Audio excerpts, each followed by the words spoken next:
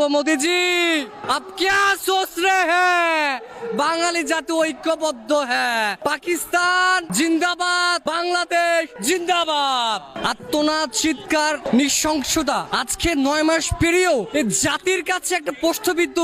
রয়ে গেছে যে আওয়ামী লীগকে কেন নিষিদ্ধ করা হয়নি হাজার হাজার মানুষকে হত্যাকাণ্ডের পরও ভারত থেকে এই মোদির বউ হাসিনা যেভাবে কেউ অস্থিতিশীল করা তৈরি করতেছে এটা আসলে জাতির কাছে প্রশ্নবিদ্ধ ডক্টর ইউনূস স্যারকে আমি অনুরোধ করব অতি বিলম্বে এই জাতির কাছে তিনি স্পষ্ট করবেন এবং আওয়ামী লীগকে নিষিদ্ধ করে দৃষ্টান্ত একটা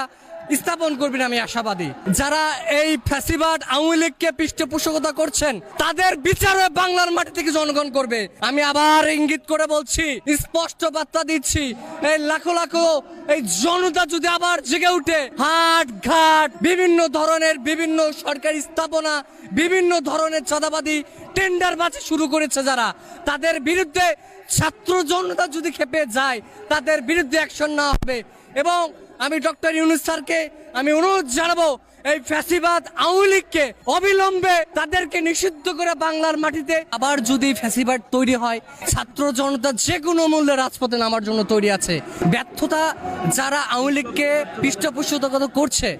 পৃষ্ঠপোষকতা করছে নিজের স্বার্থ হাসিলের জন্য যে আওয়ামী লীগের যে ফ্যাসিবাদের দোসলগুলো আছে